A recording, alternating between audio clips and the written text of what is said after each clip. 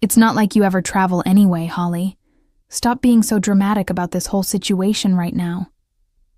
My mother's laughter echoed through the phone, sharp and dismissive, cutting through me like it had for 33 years of my life. I sat in my small apartment in Des Moines, staring at the credit card statement that had just arrived in my email inbox. $12,700. A luxury Caribbean cruise for my sister Brittany, charged to my account without a single word of warning or permission from anyone in my family. My name is Holly, and I had spent my entire adult life being the responsible one in my family. The one who worked 2 jobs through college while my younger sister Brittany got her tuition paid in full by our parents. The one who saved every penny, while my parents praised Brittany for her expensive taste and sophisticated lifestyle choices. The one who bought a house at 29, only to let my parents move in rent-free when my father claimed his retirement savings had been completely wiped out by bad investments he had made. "Mom, you used my credit card without asking me first," I said, trying to keep my voice steady and calm. "That's $12,000 I don't have sitting around in my bank account right now." "Oh, please," she scoffed loudly into the phone. "You make good money at that accounting firm of yours. And Brittany deserved this trip after everything she's been through with her divorce recently. Besides, we're your parents. What's yours is ours. Isn't that how family is supposed to work together?" I closed my eyes, feeling the familiar weight of exhaustion settle over me heavily. Everything Brittany went through with her divorce. Her divorce from a man she had cheated on repeatedly throughout their marriage. Her inability to hold a job for more than 6 months at any given time. Her constant need for financial rescuing that somehow always fell squarely on my shoulders alone to handle. "When were you planning to tell me about this charge on my card?" I asked her. "We're telling you now, aren't we? The cruise leaves in 3 days from the port. Brittany is so excited about it already. Your father and I are going too, of course. Someone needs to keep her company on the trip, and we thought it would be a nice family vacation for all of us to enjoy together. A family vacation. One that I was paying for entirely, but wasn't even invited to join them on. You're all going on this cruise? On my credit card without asking?" "Holly, don't start with that tone of yours right now. You know your father's back has been bothering him terribly lately, and we never get to do anything nice together as a family. You should be happy for us instead of complaining about money. Besides, you're always too busy with work to travel anywhere anyway. The points will be good for your credit score or whatever it is you care so much about." That was when something inside me shifted permanently and completely. It wasn't anger, not exactly what I was feeling. It was something colder, more calculated than simple rage or frustration. A clarity that had been building for years finally crystallizing into something I could hold on to tightly and use. "You're right, Mom," I said, my voice suddenly calm and perfectly steady. "I hope you all have a wonderful time on the cruise together. Enjoy the trip." There was a long pause on the other end of the line. My mother wasn't used to me giving in so easily without putting up a fight first. Usually, there would be an argument between us, followed by guilt-tripping from her, followed by my eventual capitulation and apology for making such a fuss about nothing important. "Well, that's more like it," she said, though I could hear the confusion evident in her voice. "I knew you'd understand once you thought about it rationally like a good daughter should. Family has to support each other through everything that happens." "Absolutely," I agreed pleasantly with her. "Family has to support each other through everything." After I hung up the phone, I sat in complete silence for a very long time in my apartment. The apartment I was renting was small and modest, a 1-bedroom unit that I had moved into after letting my parents take over my house entirely for themselves. My house. The one I had saved for years to afford on my own. The one I had planned to start my own family in someday in the future. The one my parents had been living in rent-free for 4 years while I paid the mortgage, the property taxes, the insurance, and all the utilities from a cramped apartment across town from them. They had promised it would only be temporary when they first moved in with me. 6 months, maybe a year at most, until my father got back on his feet financially after his losses. But the months had turned into years slowly, and every time I brought up the subject of them finding their own place to live, my mother would remind me of everything they had sacrificed to raise me properly as a child. My father would clutch his back dramatically and talk about how hard it was to move at his age now. And I would feel guilty enough to let it go for another few months longer. But this situation was completely different from anything before it. This wasn't asking me to cover an unexpected bill or help with groceries during a tight month for them. This was taking $12,700 without permission and laughing about it openly to my face. This was booking a luxury vacation for themselves and my sister, while treating my money like it was theirs to spend however they pleased without consequence. No, not this time. For the first time in my entire life, I was going to stop being the family doormat for everyone. The next morning, I called in sick to work for the first time in 3 years at my job. I needed time to think carefully about everything, to plan properly for what was ahead, to make absolutely sure I was really prepared to do what I was seriously considering doing. I made myself a cup of strong coffee and sat at my small kitchen table, letting the memories wash over me like a tide I had been holding back for decades of my life. Growing up, I had always known I was the less favored child in our family dynamic. Brittany was 2 years younger than me, blonde and beautiful where I was plain and practical in appearance. She had my mother's natural charm and my father's striking blue eyes, while I had inherited my grandmother's sturdy build and unremarkable brown hair. From the time Brittany learned to walk as a toddler, she had been the center of attention in our household constantly. I remembered the year I made the honor roll for the first time in elementary school clearly. I had rushed home with my report card clutched in my hands, expecting praise and celebration from my parents for my achievement. Instead, I found my parents cooing over Brittany's participation trophy from a dance recital she had been in. "That's nice, Holly," my mother had said without even looking at my grades on the card. "Put it on the fridge if you want to display it." I remembered saving my allowance for months to buy my first bicycle on my own, only to have it given to Brittany when she threw a tantrum about wanting one too for herself. "You're the older sister," my father had explained patiently to me. "You need to set a good example of sharing with your younger sibling always."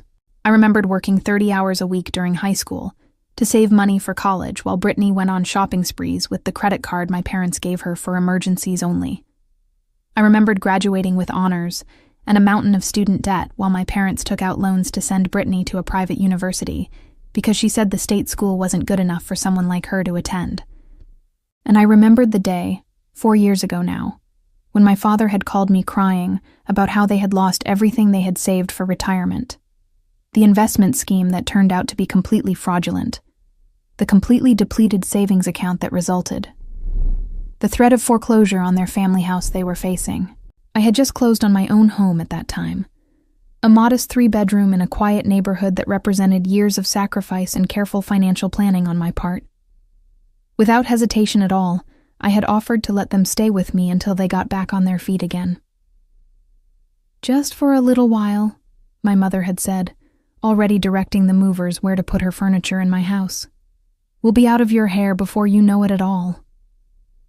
But they never left my house after that. And slowly over time, my home became their home instead of mine. My furniture was moved to the garage to make room for theirs to be displayed. My decorations were replaced with family photos that mysteriously featured far more pictures of Brittany than of me in them. My spare bedroom became my father's man cave for himself, and my home office became my mother's craft room for her projects. When I started dating someone seriously for the first time in years, my mother had made it abundantly clear that bringing him to the house would be inappropriate behavior. "We're your parents, Holly. We shouldn't have to deal with your romantic entanglements under our roof where we live." So I found a small apartment nearby and let them have the house completely to themselves, still paying every single bill while they contributed absolutely nothing at all. The relationship hadn't lasted very long after that. My boyfriend couldn't understand why I let my family walk all over me constantly like that, and I couldn't explain it in a way that made sense even to myself at the time. It was just how things had always been in our family dynamic. Holly sacrifices everything for others. Holly provides for everyone else.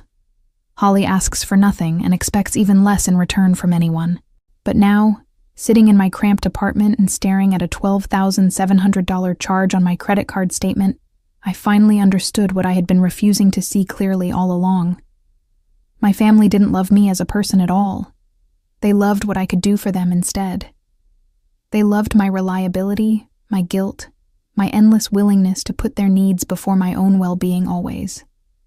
But me, as a person with my own needs, I was invisible to them except when they needed something from me. I thought about calling my best friend Fiona to talk through my complicated feelings about everything. But I already knew what she would say to me. Fiona had been telling me for years that my family was toxic to me, that I needed to establish firm boundaries with them, that I was worth more than the way they constantly treated me. I had always made excuses for my parents, found ways to justify their behavior toward me, convinced myself that things would change if I just tried a little harder to please them. Well, I was done trying to please them now. I was done being the family ATM machine for everyone. I was done pretending that this was what love looked like in a family. I picked up my phone and called the real estate agent I had found online last night. Her name was Denise, and she answered on the second ring promptly. "I have a house I need to sell quickly," I told her directly. "It's currently occupied by tenants, but I'm the sole owner on the deed legally. How quickly can we make this sale happen?" The walkthrough of the house happened 2 days later, while my parents and Brittany were busy packing for their cruise excitedly. I told them I was stopping by to check on the water heater, which had been making strange noises according to my mother's last complaint to me. They barely acknowledged my presence at all as I walked through the house with Denise, pointing out features and noting the condition of various rooms carefully. It was surreal, seeing my home through the eyes of a real estate professional like that. The house was in excellent condition overall, thanks to the maintenance I had continued to pay for even after moving out of it.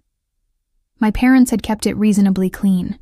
I had to give them that much credit at least. They may have taken over my space completely, but at least they hadn't let it fall into disrepair. "This is a beautiful property," Denise said as we stood in the backyard together surveying everything.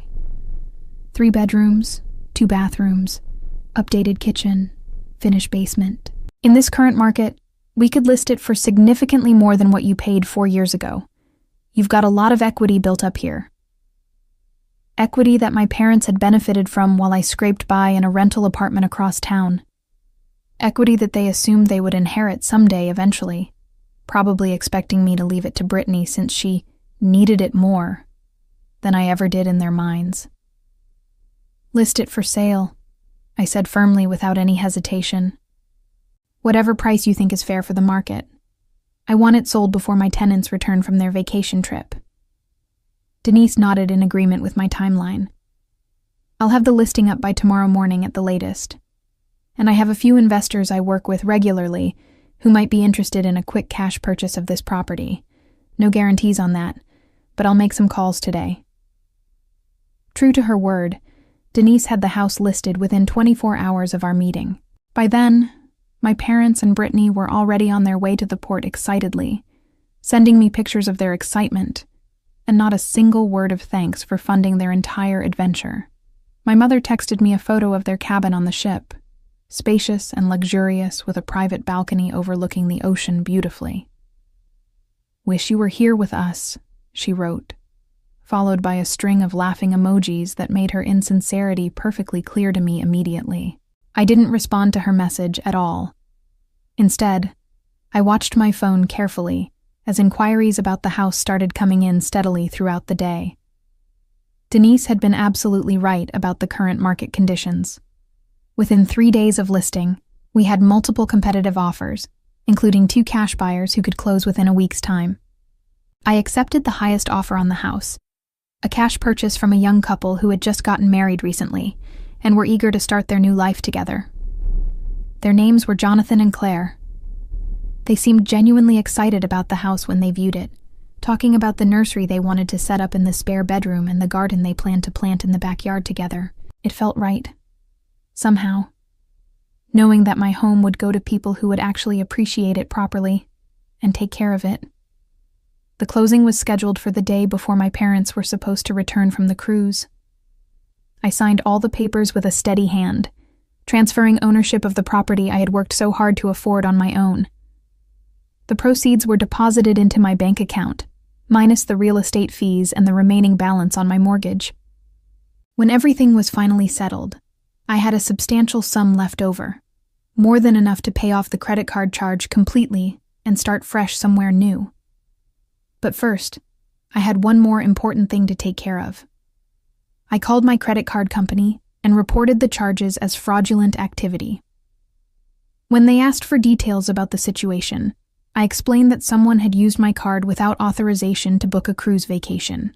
They opened an investigation immediately and issued me a temporary credit while they looked into the matter further. My mother's name was on the booking, of course, which would make the investigation fairly straightforward for them to resolve. Then I went online and booked myself a cruise of my own to enjoy. Not the same one my family was on, but a different cruise line entirely.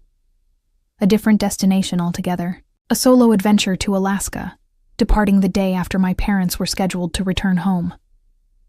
I used the points and cashback that had accumulated on my credit card from their unauthorized purchase, which felt like a particularly fitting piece of poetic justice to me. For the first time in many years, I felt something that might have been hope rising inside me. I was finally choosing myself over everyone else. I was finally stepping out of the role that my family had assigned me and claiming my own story for myself. It wasn't about revenge, not really what motivated me. It was about survival. It was about recognizing that I deserved better than what I had been accepting all my life from them. The new owners would take possession of the house the night before my parents returned from their cruise. I had already arranged for my personal belongings to be removed from the property completely, not that there was much left there anyway. My parents would come back from their stolen vacation to find complete strangers living in what they had come to think of as their home. And I would be gone by then. Sailing toward a new life for myself, surrounded by glaciers and wildlife, and the kind of peace that comes from finally closing a door that should have been shut years ago. As I packed my suitcase for my trip, I thought about the phone calls that would inevitably come soon. The accusations, the tears, the guilt trips that my mother had perfected over 3 decades of practice on me. But for the first time ever, I felt no anxiety about facing them. I felt nothing but relief, because this time, I wasn't going to answer their calls at all. This time, I was going to let the calls pile up while I watched the northern lights from the deck of a cruise ship. This time, I was going to prioritize my own happiness over their expectations of me completely. My phone buzzed with a text from Brittany. "Having the best time ever on this cruise. Thanks for making this possible, sis." I stared at the message for a long moment silently, then put my phone face down on the table. They had no idea what was coming for them soon. And honestly, even if they had known ahead of time, I doubted they would have changed a single thing about their behavior toward me. Some people never learn until consequences force them to face reality. And my family was about to get one hell of a lesson about that. The day the new owners moved into the house was a Thursday. I knew this because I had been tracking my family's cruise itinerary obsessively, counting down the days until their return like a prisoner marking time until release from captivity. Their ship was scheduled to dock on Friday morning at the port, which meant they would probably be home by early afternoon that day. The timing was absolutely perfect for my plan.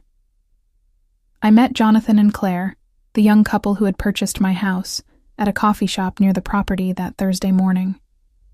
They were in their late 20s, practically glowing with newlywed joy and excitement about their first home together as a married couple. Jonathan worked as an engineer at a manufacturing plant outside the city limits, and Claire was a nurse at the university hospital downtown. They seemed like genuinely good people, the kind of people who would take care of the house properly and build a happy life within its walls together. "We can't thank you enough for the quick closing on this sale," Claire said warmly, her eyes bright with gratitude toward me. "We've been living with Jonathan's parents for months now, saving up for a down payment on our own place. We never expected to find something this perfect so fast. The house has good energy to it," I told them sincerely. And I meant every word of it. Despite everything my family had put me through there over the years, the house itself had never been the problem. It deserved a fresh start as much as I did myself. I handed over the keys to them and wished them well in their new home, feeling a strange mixture of sadness and liberation as I watched them drive away to begin their new chapter together. That house had represented so much of my hard work over the years, so many of my dreams for the future. But those dreams had been corrupted by my family's presence there, twisted into something unrecognizable from what I had wanted. Now, at least, the house would serve its true purpose again. It would be a home for people who genuinely loved each other, not a symbol of my endless exploitation by my own family. That evening, I finished packing for my cruise trip. My flight to Seattle departed the following morning early, and the ship would leave port Saturday afternoon. I had booked a balcony cabin for myself, splurging on an upgrade that I never would have considered before in my life. But this trip was about more than just getting away from my family temporarily. It was about proving to myself that I was worth the investment of money and time. I went to bed early that night, setting my alarm for 5 a.m.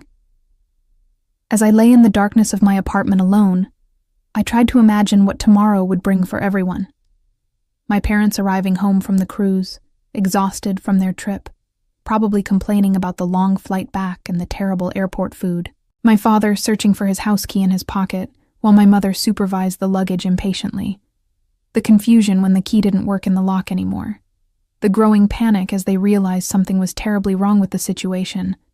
I should have felt guilty about all of this. A good daughter would feel guilty about putting her elderly parents through such a terrible shock like this. But I didn't feel guilty at all about it. I felt completely free. My phone buzzed on the nightstand beside me. A text from my mother, sent despite the international roaming charges I was undoubtedly paying for on her behalf. Last night on the ship tonight, Brittany is crying because she doesn't want to leave yet. This has been the best vacation of our entire lives. You really should have come with us, Holly. I read the message 3 times over, marveling at the complete lack of self-awareness in it. They had stolen $12,000 from me, taken a vacation I wasn't even invited to join, and my mother still thought she could guilt me about not joining them on it. It would have been funny if it wasn't so deeply pathetic and sad. I didn't respond to her message at all. Instead, I turned off my phone completely and closed my eyes, letting sleep carry me away from the complicated emotions that threatened to overwhelm me entirely. Tomorrow would be a new day. Tomorrow would be the beginning of the rest of my life.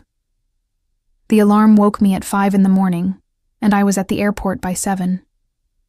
My flight to Seattle was uneventful and smooth, and I arrived at the cruise terminal with hours to spare before boarding.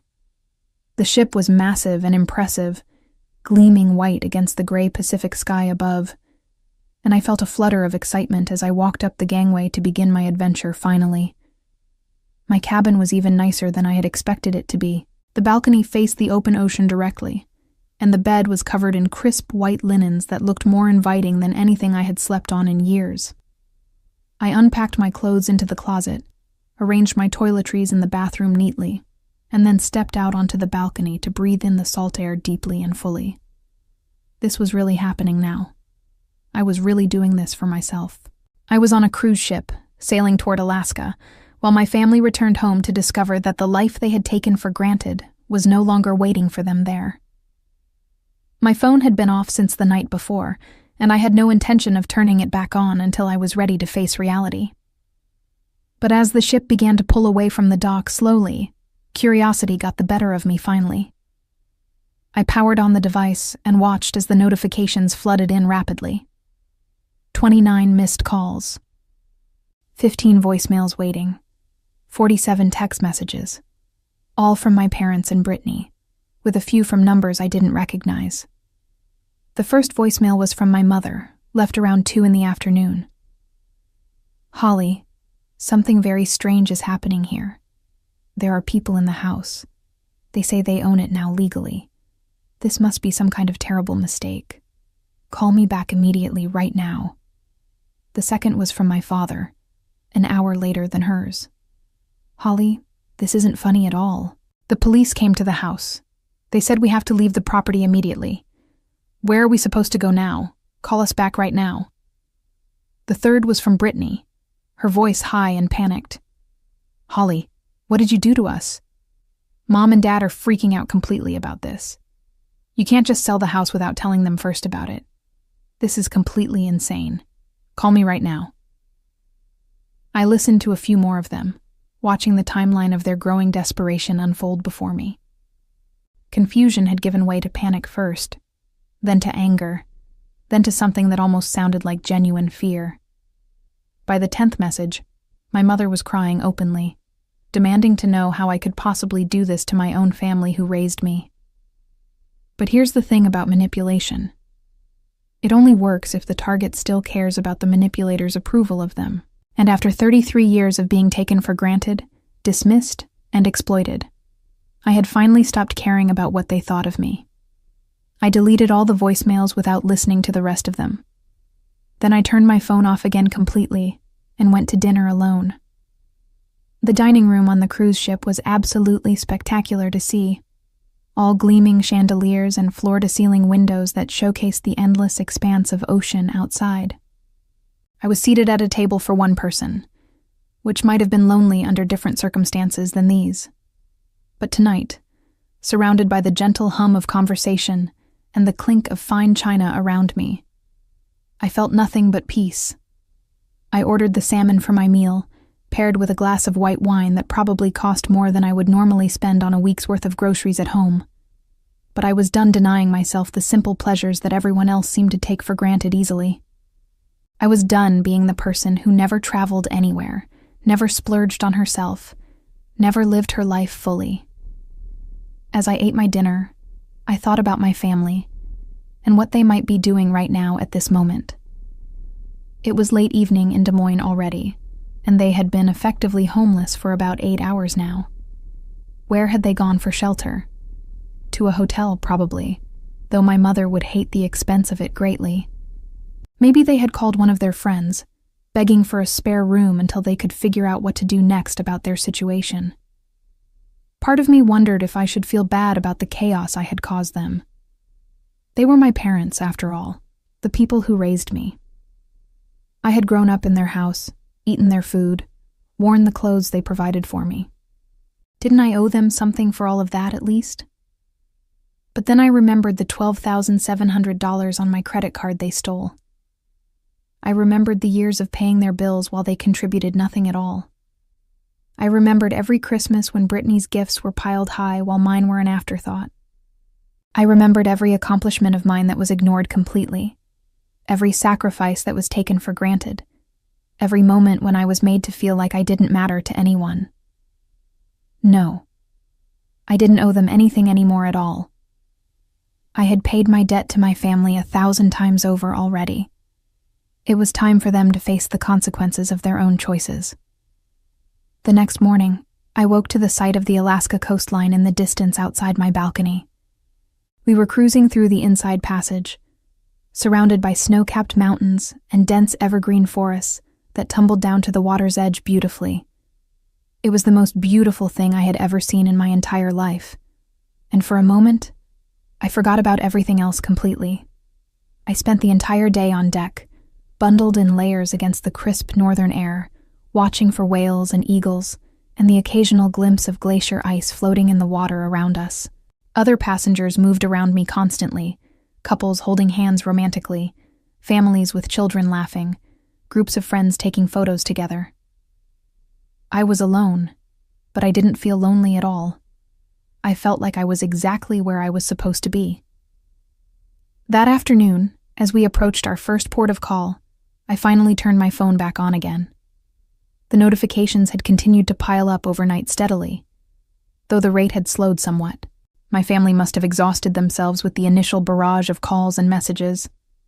The most recent voicemail was from my father, left around midnight the night before.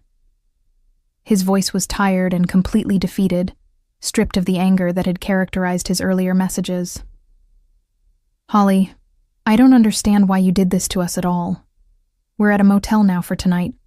The credit card you gave us for emergencies got declined at the hotel, so we had to use our own money instead. Your mother is completely in pieces about this. Brittany is hysterical still. We thought we were coming home from vacation happily, and instead, we found strangers in our house. How could you do this to us? Please, just call us back. We need to talk about this situation together." I listened to the message twice through, analyzing every word carefully. Our house. He still called it our house, even after living there rent-free for 4 years while I paid for everything. Even now, facing the consequences of their actions, they couldn't see the truth. They couldn't understand that it had never been their house to begin with at all. I typed out a text message carefully, the first communication I had sent them since this all began. "The house belonged to me legally. You lived there for free while I paid all the bills. You stole $12,700 from me to take a vacation I wasn't invited to. You treated me like an ATM for 33 years. I'm done with all of you. Don't contact me again." I sent the message and blocked all 3 of their numbers immediately. Then I blocked their email addresses and unfriended them on all social media platforms. One by one, I severed every digital connection that had kept me tethered to their toxicity. When I was finished with everything, I felt lighter than I had in many years. The weight of their expectations, their demands, their constant disappointment in me, all of it was gone completely. I was finally free to be whoever I wanted to be, without their judgment hanging over every decision I made. The ship docked at our first port of call, a small fishing village with colorful houses climbing up the hillside beautifully. I joined a shore excursion to a glacier, hiking through pristine wilderness to stand at the base of an ancient river of ice. The guide explained how glaciers formed over time, how they moved slowly, how they eventually melted and retreated. It was a lesson in impermanence, in the way that even the most seemingly solid things could change over time. As I stood there in awe, staring up at the massive wall of blue-white ice before me, I thought about the person I used to be. The doormat, the people-pleaser, the invisible sister who gave everything and received nothing in return. That version of Holly was melting away now, retreating like the glacier before me.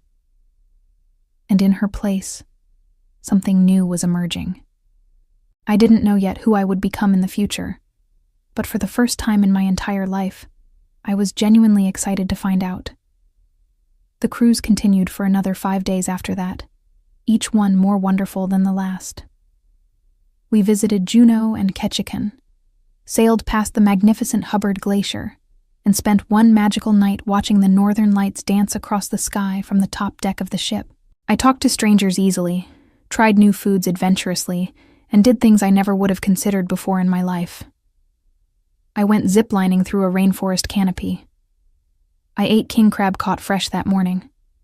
I bought an expensive piece of native art to hang in whatever home I would make for myself next. And through it all, I didn't think about my family much. Not really. They existed somewhere in the back of my mind, a fading memory of a life I was leaving behind. But they didn't dominate my thoughts anymore. They didn't control my emotions. For the first time in decades, I was living entirely in the present moment, and it was absolutely glorious. On the last night of the cruise, I sat on my balcony with a glass of champagne, watching the stars emerge one by one over the darkening sea. We would arrive back in Seattle the next morning, and from there, I would need to figure out what came next for me. I had money from the house sale, enough to start over somewhere new. I could go anywhere, do anything. The possibilities were endless and terrifying and wonderful all at once. My phone sat on the table next to me, still silenced but no longer completely ignored. I had unblocked my family's numbers a few hours ago, curious to see if they were still trying to reach me. They were. The calls had continued, though less frequently now. The voicemails had grown shorter, more desperate. And the text messages had evolved from demands to pleas. "Holly, please, we really need to talk about this. I know we weren't perfect parents, but this is too much to do. Where are we supposed to live now? You can't just abandon us like this. Mom won't stop crying about it. Are you happy now with yourself?" That last one was from Brittany, and it made me laugh out loud. My sister, who had never worked a full day in her life, who had always been handed everything while I struggled for scraps, was trying to make me feel guilty about my mother's tears. The irony was almost too perfect to believe. I didn't respond to any of the messages at all. What would be the point of it? They weren't interested in understanding what they had done wrong. They just wanted me to fix the situation, to go back to being the reliable Holly who cleaned up everyone else's messes for them. And that Holly didn't exist anymore. The next morning, I disembarked from the ship and found my way to the airport. I had a few hours before my flight back to Des Moines, so I stopped at a coffee shop and pulled out my laptop. It was time to start planning the next chapter of my life. I had already decided not to return to my apartment there. The lease was up at the end of the month anyway, and there was nothing keeping me in Iowa anymore. My job at the accounting firm was fine, but I had never loved it. I had taken it because it was stable, because it allowed me to support my family, because it was the responsible choice. But I was done making responsible choices that only benefited other people. I started researching cities where I might want to live instead. Portland, Denver, Asheville, places with mountains and culture and the kind of energy that felt alive. I made lists of pros and cons, salary expectations, and cost of living calculations. By the time my flight was called, I had narrowed it down to 3 options. The flight home was long, giving me plenty of time to think about everything. I thought about my parents, stranded without the safety net they had taken for granted. I thought about Brittany, forced for the first time in her life to deal with actual consequences. I thought about all the years I had spent being invisible, being used, being taken for granted by the people who were supposed to love me unconditionally. And I thought about the future, my future, one where I mattered, one where my needs counted, one where I didn't have to sacrifice everything I had just to keep other people comfortable. When I landed in Des Moines, I didn't go back to my apartment. Instead, I checked into a hotel near the airport and slept for 12 hours straight. When I woke up, I felt more rested than I had in years. I spent the next week wrapping up my life in Iowa. I gave notice at my job, thanking my boss for the opportunities but explaining that I was ready for a change. I packed up my apartment, donating most of my belongings to local charities and shipping only the essentials to my new destination. I had chosen Denver, drawn by the mountains and the sunshine, and the promise of a fresh start. Throughout it all, the calls and messages from my family continued. They had found out where I was staying and showed up at the hotel once, but I had the front desk tell them I wasn't available to see them. I watched from my window as my mother paced the parking lot, her phone pressed to her ear, probably leaving yet another voicemail that I would never listen to. Part of me wanted to confront them, to explain exactly why I had done what I did, but I knew it would be pointless. They would never accept responsibility for their actions. They would never acknowledge the years of favoritism and exploitation. They would only turn everything around, make themselves the victims, and try to guilt me into fixing the situation.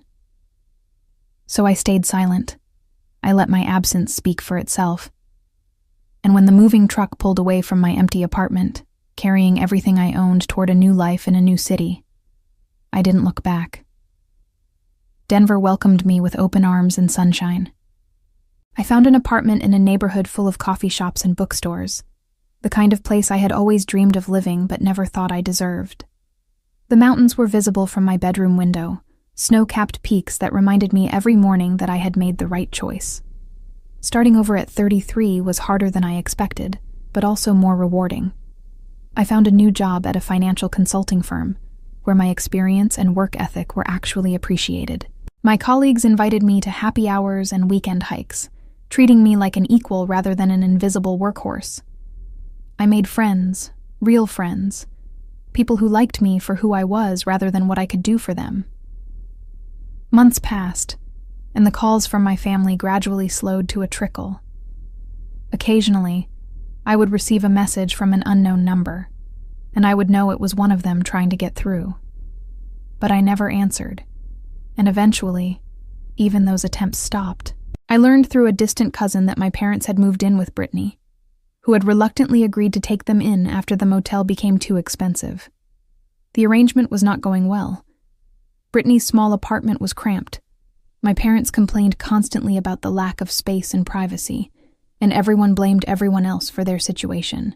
The golden child was finally experiencing what it felt like to be responsible for our parents, and by all accounts, she was not handling it gracefully. The credit card company had completed their investigation and found in my favor. The charges had been fraudulent, made without my authorization, and my family was now responsible for repaying the debt. I had no idea how they were managing that, and honestly, I didn't care. It was no longer my problem. I started therapy during my second month in Denver, something I probably should have done years ago. My therapist helped me understand the dynamics that had shaped my family, the roles we had all been assigned, and the courage it had taken to break free. She validated my feelings in a way that no one ever had before, telling me that I wasn't selfish for wanting to be treated with respect. I was just human. The healing process was slow and sometimes painful. There were moments when I doubted myself, when the guilt crept in and whispered that I should have found a better way. But those moments became fewer and farther between as I built my new life, surrounded by people who actually valued me. One evening, about 8 months after my move, I received an unexpected visitor at my apartment. I opened the door to find Brittany standing there, looking older and more tired than I had ever seen her. "Holly," she said, her voice cracking. "We need to talk." I stared at her for a long moment, taking in the dark circles under her eyes and the nervous way she clutched her purse. This was not the confident, entitled sister I remembered. This was someone who had been broken down by the weight of her own choices. "How did you find me?" I asked, not moving to let her in. "I hired a private investigator. Please, Holly, just give me 5 minutes." Against my better judgment, I stepped aside and let Brittany enter my apartment. She looked around at my cozy living room, taking in the art on the walls and the plants by the window, and the evidence of a life well lived. I could see the envy flickering in her eyes, the realization that I had built something beautiful while she was drowning. "Nice place," she said quietly. "You seem like you're doing well." "I am," I replied, not offering her a seat. "What do you want, Brittany?" She took a deep breath, and I braced myself for the manipulation I knew was coming. But what she said next surprised me. "I came to apologize." I waited, saying nothing. "Not because I think it will change anything," she continued, her voice trembling. "I know you're not going to forgive me, and I don't blame you. But I needed you to know that I finally understand what we did to you. Living with Mom and Dad these past months has been a nightmare. They treat me the same way they always treated you. Nothing I do is good enough. Everything is my fault, and I realize that this is what your entire life was like." I felt something twist in my chest, a complicated mixture of vindication and sorrow. This was what I had wanted, wasn't it? For my family to finally see the truth. But hearing it from Brittany's lips didn't feel as satisfying as I had imagined. "They're blaming you for everything, you know," she said. "They say you ruined their lives, that you're heartless and cruel. But the truth is, they don't want to admit what they did wrong. They never will, and I was the same way for too long." "What changed?"